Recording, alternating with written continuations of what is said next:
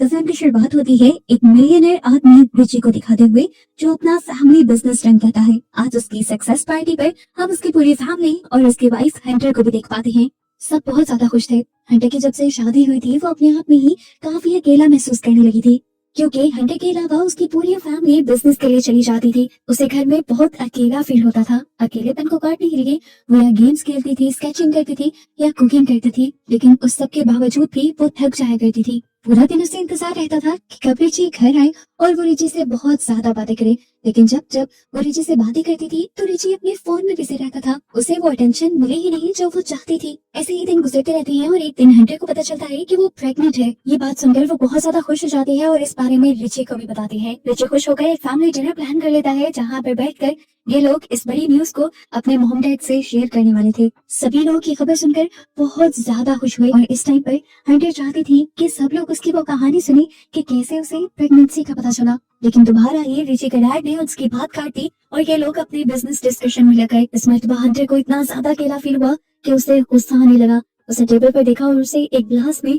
बर्फ नजर आई और गुस्से में उसने बर्फ ही खाना शुरू कर दी और बर्फ खाने की आवाज से सभी लोग बहुत ज्यादा तंग हो गए। खैर, रिची की मॉम ने उसको समझा और उन्हें लगा कि हंटर ने ऐसा अपनी प्रेगनेंसी की वजह से किया है। अक्सर लड़कियों को ऐसी हालत में डिप्रेशन हो जाता है, इसलिए अगली सुबह हंटर के डिप्रेशन को दूर करने के लिए वो हंटर को एक बुक देकर जाती है। हंटर चाहती थी कि रिची की मॉम बैठकर अभी भी उनसे बात करें, लेकिन रिची की मॉम भी यहाँ से चली गई। खैर, अब वो बुक पढ़ने लग जाती है और इसी बुक में लिखा था कि इंसान को अपने डिप्रेशन को दूर करने के लिए हर रोज कुछ नया करने का ट्राई करना चाहिए, कुछ ऐसा जो उसने कभी पहले ना किया हो, ना ही एक्सपेक्ट किया हो। ये सोचते हुए उसके दिमाग में एक अजीब ख्याल आता है और वो उठकर एक मार्बल बॉल खा लेती है। और हैरानी की बात थी, ये खाने के बाद उसे इतना अच्छा फील हो रहा था जैसा उसे पहले कभी नहीं फील हुआ था। थोड़ी देर बाद जब रिची घर आता है तो वो नोटिस करता है कि हंटर आज बहुत ज्यादा खुश है, पिछले दिनों से भी ज्यादा। रिची उससे खुशी की वजह पूछता है तो हंटर बताती है, आज मैंने कुछ बहुत अनएक्सपेक्टेड किया और उसी वजह से मुझे अपने पे बहुत खुशी हो रही है। रिची इस टाइम उससे पूछता है, तो आखिर तुमने ऐसा क्या किया? लेकिन हंटर इस टाइम झूठ बोल देती है। अगली सुबह हंटर को हम इससे भी ज्यादा अजीब काम करते हुए दिखते हैं। वो पिछले दिन खाए हुए मार्बल बॉल को अपने स्टूल वेस्ट में से निकाल कर संभाल लेती है। अब जहाँ हंटर पहले ही अपने अकेलेपन से लड़ रही थी, वहीं पर रिची की मॉम भी अब हंटर से अजीबोगरीब सवाल करने लग गई, जैसा कि वो शादी से पहले क्या करती थी, उसकी फैमिली क्या करती थी। अब हंटर जो थी वो एक मिडिल क्लास बैकग्राउंड से थी। उसे अपने बारे में बताते हुए थोड़ी सी शर्मिंदगी भी होती है और ये सब सुनते हुए रिची की मॉम उससे कहती है, तो फिर तो तुम बहुत ज्यादा लकी हो कि तुम्हारी शादी रिची से हो गई और तुम्हारी दुनिया ही बदल गई। हंटर उनकी बातों से और दुखी हो गई, क्योंकि वो अपनी लाइफ से अभी भी सेटिस्फाई नहीं थे। आज उसे इतना ज्यादा बुरा लग रहा था कि अपनी फीलिंग्स को कम करने के लिए उसने सफाई करना शुरू कर दी और तभी वैक्यूम क्लीनर के साथ एक थंब टैग जुड़ गया। वो नुकीला था लेकिन फिर भी हंटर को उसे खाने का दिल किया। उसने मुंह में भी डाल लिया, लेकिन ये थंब टैग उसकी जुबान में बुरी तरह चुभ गया। पहले तो उसने निकाल कर उसे किचन काउंटर पर रख दिया, लेकिन पूरा दिन उसे यही फीलिंग आती रही कि उसे खा लेना चाहिए। इसलिए जोश में आकर उसने थंब टैग मुंह में डाला और आखिर निकल लिया। खाते हुए ये थंब टैग उसकी पूरी फूड पाइप को चीरता हुआ गया था। इन्हीं उसके जिस्म के अंदरूनी हिस्से भी जख्मी हो गए थे, लेकिन उसके बावजूद ये थंब टैग खाने के बाद भी उसे बहुत अच्छी फीलिंग आ रही थी। रात में रिची अपने फ्रेंड्स के साथ घर पर पार्टी करने के लिए आ जाता है। जाना तो हंटर को भी बाहर था, लेकिन तभी उसे बहुत ज्यादा पेट में दर्द होना शुरू हो गया। वो जब वॉशरूम में गई तो थंब टैग तो उसका बाहर निकल आया, लेकिन इस मर्तबा थंब टैग की वजह से उसके जिस्म से बहुत ज्यादा ब्लड भी आया था। दर्द भी उसे बहुत ज्यादा हो रहा था। अब रिची भी उसे ढूंढते हुए रूम में आ गया, लेकिन रिची के आने से पहले ही उसने सारा ब्लड साफ कर दिया ताकि रिची को कुछ भी पता न चले। थोड़ी देर बाद यहाँ पर रिची का एक फ्रेंड आ जाता है। वो हंटर को माँ बनने के लिए कंग्रेचुलेट करता है और फिर उसे शेयर भी करता है कि इस पार्टी में वो बहुत ही अकेला फील कर रहा है। वो हंटर से पूछता है, क्या मैं आपको गले लगा सकता हूँ? हंटर भी उसे गले लगा लेती है और यहाँ पर हमें फील होता है कि उस लड़की किससे ज्यादा हंटर उसे गले लगाना चाह रही थी अपना अकेलापन दूर करने के लिए। खैर, वक्त गुजरता रहा और दिन ब दिन हम देखते रहे कि हंटर का बिहेवियर बहुत ज्यादा चेंज हो रहा था। वो ऐसी चीजें खाना शुरू कर चुकी थी जो आम लोग डाइजेस्ट ही नहीं कर पाते, जैसा कि सेल, बैटरीज, सेफ्टी पिंस और बहुत सी ऐसी चीजें जिन्हें वो बाद में अपने स्टूल पेस्ट से निकाल कर संभाल भी लेती थी और उन्हें ट्रॉफिस की तरह उसने सजा कर भी रखा हुआ था। अब कुछ दिन गुजर जाते हैं और हंटर को अपने रूटीन चेकअप के लिए हॉस्पिटल जाना पड़ता है, जहाँ पर जब डॉक्टर उसका अल्ट्रासाउंड कर रही होती हैं तो पता चलता है कि बेबी तो बिल्कुल नॉर्मल है, लेकिन हंटर की गट के अंदर बहुत ही अजीब किस्म का ऑब्जेक्ट है। ये देखते हुए डॉक्टर फौरन उसकी इमरजेंसी सर्जरी करने को कह देती हैं। हंटर की सर्जरी शुरू कर दी जाती है और एक के बाद एक उसके इंटेस्टाइन में से बहुत सारे अजीबोगरीब ऑब्जेक्ट निकलते हैं, जैसे कि सेफ्टी पिन्स, मार्बल बॉल्स और इस तरह की चीजें। सर्जरी के बाद डॉक्टर्स उसकी सिचुएशन पर बात करते हैं और डॉक्टर्स को ये पता चलता है कि हंटर एक साइकोलॉजिकल डिसऑर्डर से गुजर रही है, एक दिमागी बीमारी से गुजर रही है, जिसमें इंसान का दिल करता है ऐसी चीजें खाने का जो इंसान नहीं खा सकता। लीची ये सब सुनकर बहुत ज्यादा गुस्से में आ चुका था। वो हंटर को घर लेकर आता है और हंटर को बहुत ज्यादा डांटता है। वो हंटर से ये सब कुछ एक्सपेक्ट नहीं कर रहा था। वो अब अपने रूम में से ऐसी सारी चीजें उठा लेता है जिनको खाया जा सकता था, लेकिन वो नहीं जानता था कि हंटर तो कुछ भी खा सकते हैं। खैर, रिची जितना परेशान था, रिची के डैड उससे भी ज्यादा परेशान थे, क्योंकि उन्हें रिची के बेबी की टेंशन थी। इसीलिए वो हंटर के लिए फौरन ही एक बहुत बड़े साइकियाट्रिस्ट को बुक कर लेते हैं। बातें करते हुए ये साइकियाट्रिस्ट हंटर से पूछती है कि तुम्हें क्या मिलता है ये सब कुछ खाकर। वो बताती है कि जब मैं ऐसी चीजों को अपने मुंह में रखती हूँ तो मुझे उनकी फीलिंग बहुत अच्छी लगती है, इन चीजों के टेक्सचर्स बहुत अच्छे लगते हैं अपने मुंह में। यहाँ पर साइकियाट्रिस्ट को अंदाजा हो जाता है कि उसने ये सब कुछ खाना अभी भी नहीं छोड़ा। ये बात वो रिची को बता देती है और रिची अब हंटर के लिए एक बॉडीगार्ड हायर कर लेता है जो 24 घंटे उसके साथ रहने वाला था, उस पर नजर रखने वाला था, ताकि हंटर कुछ ऊट पटांग का ना खा ले। और इस बॉडीगार्ड के आने से हंटर और भी ज्यादा फ्रस्ट्रेट हो जाती है, गुस्से में आ जाती है। यहाँ पर हम देखते हैं कि गार्ड को भी हंटर की ये सारी हरकतें पसंद नहीं आ रही थी। वो हंटर से अजीब सा नाराज और उखड़ा उखड़ा रहता था, क्योंकि उसकी एक अपनी सोच थी। वो ये सोचता था कि इतने बड़े घर में हंटर रहती है, हर फैसिलिटी होने के बावजूद ऐसी क्या वजह हो सकती है कि उसे दिमागी बीमारी हो गई? क्या वो इतने बड़े घर में भी खुश नहीं रह सकती? खैर, वो बॉडीगार्ड हर तरह से हंटर के ऊपर नजर रख रहा था, लेकिन हंटर फिर भी बाथरूम में छुपकर कुछ ना कुछ ऐसा खा ही लेती थी जो उसे नहीं खाना चाहिए। अब थोड़े दिन बाद रिची का बर्थडे आने वाला था। हंटर उसके लिए एक बहुत ही शानदार पार्टी अरेंज करती है और यहाँ पर वो बहुत खुशी से सबको मिल रही थी। हालांकि उसे लोगों से मिलना ज्यादा पसंद भी नहीं था, लेकिन आज उसके साथ और भी कुछ ज्यादा बुरा हो गया। सभी लोग उससे उसकी ये चीजें खाने वाली बीमारी के बारे में बात करने लगे और ये सब जानकर उसे बहुत गुस्सा आया। उसने रिची से कहा, क्या जरूरत थी सबको तेरी बीमारी के बारे में बताने की? लेकिन रिची कहता है कि मैं तुम्हारे अच्छे के बारे में सोच रहा हूँ। लेकिन हंटर को इतना बुरा लगा था कि हंटर रात में रिची से अपने से माफी मांगने को भी कह देती है।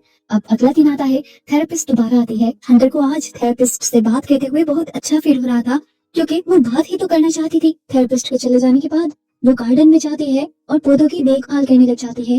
हालांकि उस टाइम उसका दिल भी करता है कि वो उठाकर ये सारी मिट्टी खा ले, लेकिन वो अपने ऊपर कंट्रोल रखती है। अब अपने हाथ धोने के लिए जैसे ही वो वॉशरूम में जाती है तो सुनती है कि रिची उस थेरेपिस्ट को पैसे दे रहा था ताकि वो थेरेपिस्ट हंटर की एक एक बात उसे बताए। ये सुनते हुए हंटर बहुत ज्यादा पैनिक हो गई कि पता नहीं क्या क्या बातें थेरेपिस्ट ने रिची को बताई होंगी। वो बिल्कुल टूट गई, उसे बहुत सदमा हुआ, लेकिन उसने किसी को शो नहीं किया। रो रो कर उसका बुरा हाल हो गया था। अपने आप को छुपाने के लिए वो बेड के नीचे चली गई और तभी उसका गार्ड उसे ढूंढते हुए बेड के नीचे आया। उसके गार्ड को भी आज उसकी हालत पर तरस आ गया था। वो उसके अकेलेपन को समझने लगा था। गार्ड ने उससे कुछ नहीं कहा, बस उसके कंधे पे हाथ रख दिया और उसके पास ही लेटा रहा। काफी देर बाद जब हंटर की आंख खुली तो उसने देखा कि गार्ड भी वही सो गया था। वो बेड से बाहर निकल आई, लेकिन गुस्सा उसका अभी भी कम नहीं। इसी गुस्से की वजह से उसका उटपटांग की चीजें खाने का दोबारा दिल कर जाता है और वो सारी कबर्ड्स और दराजे खोल के ऐसी चीजें ढूंढने लग जाती है जिनको वो खा सके। उसे यहाँ पर एक स्क्रू ड्राइवर मिलता है और वो उसे ही निकल लेती है, लेकिन उसे निकलने की वजह से उसकी तबीयत बहुत ज्यादा खराब हो गई थी। स्क्रू ड्राइवर उसके गले में फंस गया था, उसके गले से अजीब आवाजें आने लगी थी और वो नीचे गिर गई। ये आवाजें सुनकर उसका गार्ड भी उठ गया और फौरन उसे देखने लगा। उसकी हालत इतनी खराब थी कि उसने एम्बुलेंस को बुला लिया। फौरन उसे हॉस्पिटल ले जाया गया, जहाँ से ऑपरेशन करने के बाद उसके गले से उस स्क्रू ड्राइवर को बाहर निकाल लिया गया। शुक्र था कि उसके बेबी को नुकसान नहीं हुआ था। अब रिची और रिची की फैमिली को हंटर से ज्यादा हंटर की बेबी की टेंशन हो गई थी, इसलिए वो फैसला करते हैं कि वो हंटर को एक साइकिक हॉस्पिटल में भेज देंगे, जहाँ 24 घंटे उस पर नजर रखी जाएगी और ऐसे उनका बेबी सेफ रहेगा। बेबी के पैदा होने के बाद वो आजाद हो जाएगी, यानी वो घर वापस आ जाएगी। हंटर मान तो नहीं रही थी, लेकिन रिची ने कहा कि अगर तुम इन पेपर्स पर साइन नहीं करोगी तो मैं तुम्हें डाइवोर्स दे दूंगा। इस वजह से उसे ये सब मानना पड़ा। उसका गार्ड जो अब उसकी फीलिंग समझने लगा था, उसे अब हंटर की हालत पर बहुत तरस आने लगा था। खैर, अगले दिन दिखाया जाता है कि हंटर को छोड़ने के लिए रिची की पूरी फैमिली जा रही थी और साथ साथ उसका गार्ड भी था। तभी जाते हुए एकदम से हंटर वापस अपना चार्जर लेने के बहाने घर के अंदर चली जाती है और उसका गार्ड भी भागते हुए उसके पीछे आता है। यहाँ गार्ड दिखता है कि हंटर वहाँ से भागने की कोशिश कर रही थी। इस मर्तबा गार्ड को भी उस पर तरस आ गया और उसके बारे में किसी को बताने के बजाय उसने हंटर को यहाँ से भागने का मौका दिया। और जैसे ही बाकी सब लोग घर के अंदर आए तो उसने सबको हंटर से डिस्ट्रैक्ट करने के लिए बताया कि वो दूसरे रास्ते की तरफ भाग गई है। जबकि कुछ ही देर बाद हमें दिखाया गया कि हंटर भागते हुए जंगल के रास्ते से एक होटल आ पहुंची थी, जहाँ आकर वो सबसे पहले इस होटल के बाहर से बहुत सारी सोए यानी मिट्टी लेती है और होटल के अंदर एक रूम बुक करके उसे खाने ले जाती है। फिर थोड़ी देर बाद वो रिची को कॉल करती है और उसे बताती है कि मैं वहां से भाग आई हूँ, मुझे तुम्हारे साथ रहना ही नहीं। और मैं ये बेबी भी तुम्हारी ही वजह से ले रही थी, लेकिन तुमने मुझे ठीक तरह से एक्सेप्ट ही नहीं किया, तुमने मुझे टाइम भी नहीं दिया और अब तो तुमने मुझे डाइवोर्स की धमकी दे दी है और अब मुझे ये बेबी भी नहीं चाहिए। रिची को ये सारी बातें सुनकर बहुत दुख हुआ। इससे पहले कि हंटर कुछ गलत कर लेती, रिची उससे रिक्वेस्ट करता है कि ऐसा मत करो, अपने से छोड़ दो और घर वापस आ जाओ। हंटर जब ना भी जवाब देती है तो रिची उसे समझाता है, देखो हंटर, तुम्हारे पास कोई स्किल नहीं है, कोई डिग्री नहीं है, इस दुनिया में तुम इस तरह सर्वाइव नहीं कर पाओगी, तुम्हें मेरे सहारे की जरूरत है। लेकिन हंटर रिची की बात ही नहीं सुनती और कॉल काट देती है।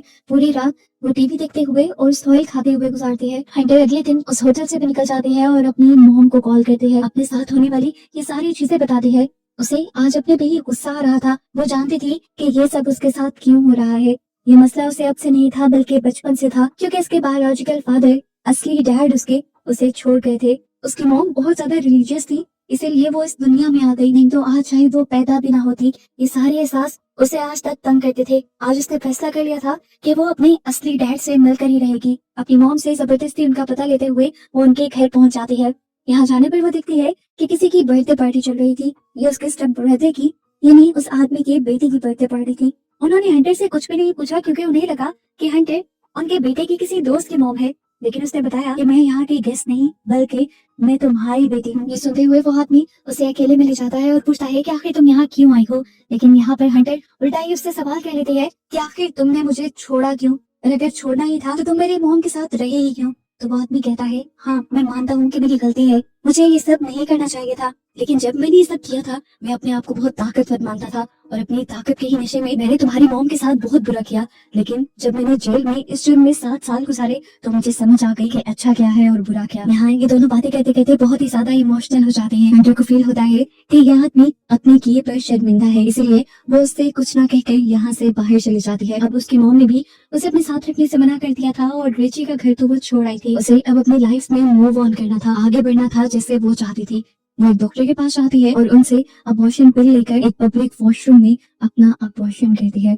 वो जानती थी वो जो कर रही है ठीक कर रही है, अभी तो वो अपनी जिम्मेदारी भी उठाने के काबिल नहीं थी, तो वो एक बच्चे की जिंदगी अपनी ही तरह खराब नहीं कर सकती थी। अपने डैड से बात करने के बाद उसकी सोच में काफी तब्दीली आई थी और अब वो एक नई लाइफ जीने के लिए तैयार थी। और बस हंटर को ये दिखाते हुए उसकी ये कहानी खत्म हो जाती है।